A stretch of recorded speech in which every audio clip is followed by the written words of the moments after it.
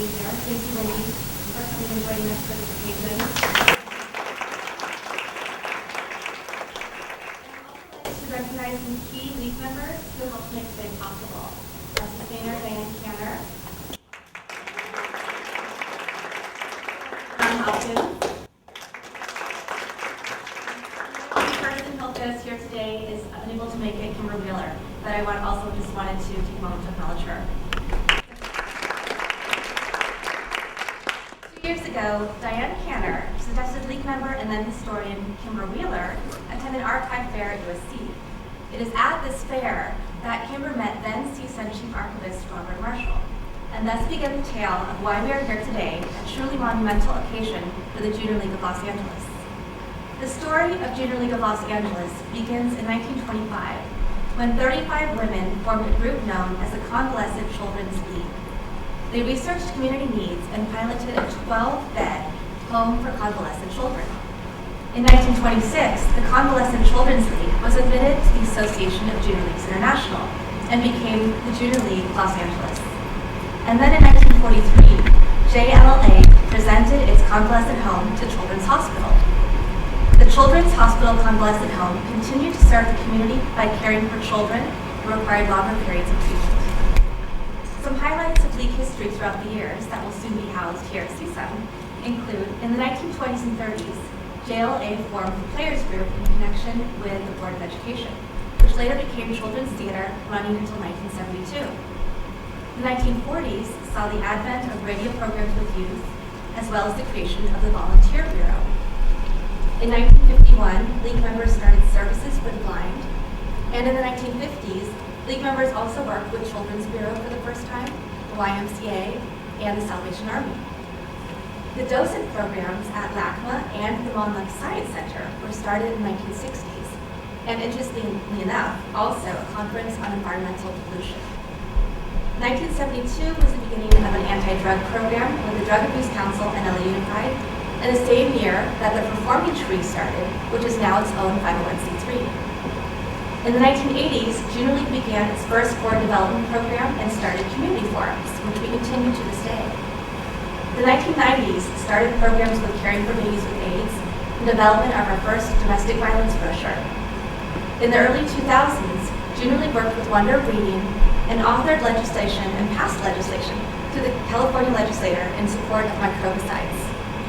There are a multitude of examples that show how Junior League has touched the lives of women and children in our community and has continued to tackle emerging community issues. And in addition to the 85 years of Junior League of Los Angeles that we're here to celebrate today, our league also has contributed significantly to addressing emerging issues and leading lasting community changes through pressing public policy issues. In recognition, our State Public Affairs Committee is celebrating its 40th year of legislative activity in the state of California, and Public Policy Council is celebrating its 20th anniversary in 2011. Of note, among the nearly 150,000 members of the Association of Junior Leagues International, JLLA was the very first to create a Public Policy Council that was specifically dedicated to conducting community and legislative advocacy.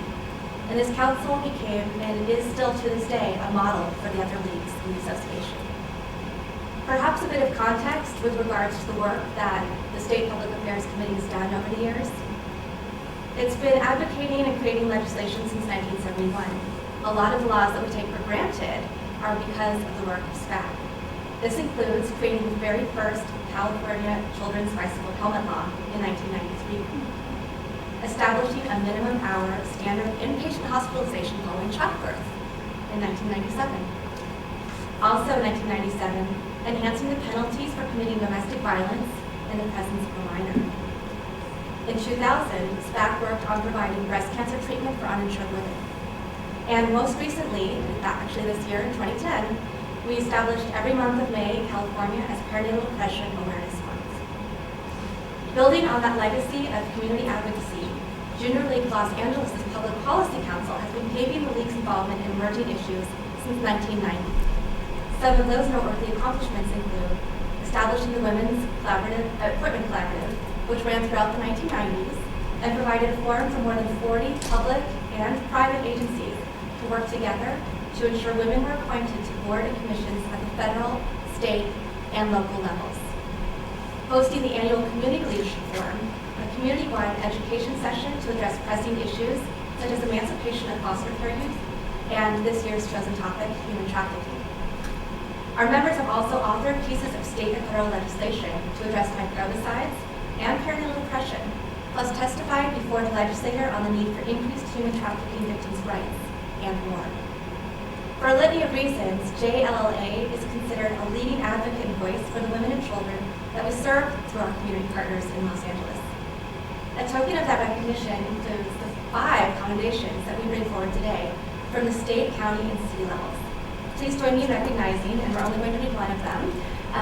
We have commendations from State Senator Alex Padilla, State Assembly Member Bob Blumenfield, LA County Supervisor Xavier Slavsky, LA City Council Member Greg Smith, and the Mayor of Los Angeles, Antonio Villalobos. And Iran is going to read one of these for us. So it came in this beautiful folder, and it says, City of Los Angeles, Resolution, Junior League of Los Angeles. Whereas the Junior League of Los Angeles is an organization of women committed to promoting volunteerism, developing the potential of women, and improving the community through effective action and leadership of trained volunteers. And its purpose is exclusively educational and charitable. Whereas the Junior League of Los Angeles provides training opportunities and experiences to develop its volunteers through seminars, community service, leadership roles, and mentoring in order to achieve its mission. Whereas the Junior League sponsors, develops, and participates in projects, educational programs, conferences, community and legislative advocacy efforts in the areas where needs are unmet and existing resources are minimal. And the League has often been a front runner and a catalyst in addressing the emerging issues of the day. And whereas the Junior League of Los Angeles is celebrating its 85th anniversary, and upon this occasion is deserving of special public commendations. And whereas the Junior League of Los Angeles is gifting its archives to the California State University Northridge Foundation for the benefit of the Oviatt Library's special collections and archives, so that the Junior League's legacy of community service may be preserved for future generations. And whereas the Junior League of California, the Junior Leagues and California State University Northridge are celebrating the Junior League's 85th anniversary and commemorating the gift of the Junior League of Los Angeles' archives at a ceremony reception held today at the Oviatt Library. Now, therefore, it is resolved that by adoption of this resolution of the Los Angeles City Council, the Los Angeles City Council hereby commends the Junior League of Los Angeles for their 85 years of service to Los Angeles and its gift of 85 years of archives to the Oviatt Library. And it is signed by the City Council.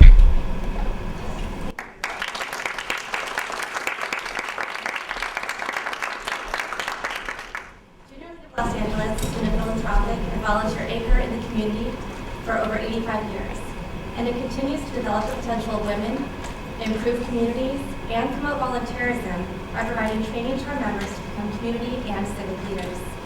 Inclusion in the Oviatt Library's Urban Archive Center will afford us the opportunity to create awareness on the issues affecting our community and the story of women's philanthropy in Los Angeles. It thrills me that someday my now 2-year-old daughter may choose to write a paper on the women's movement in Los Angeles. And she won't have to go down to Rainy House and pull out boxes and look through musty archives. She'll actually be able to come here to CSUN, and she'll be able to utilize the archives here.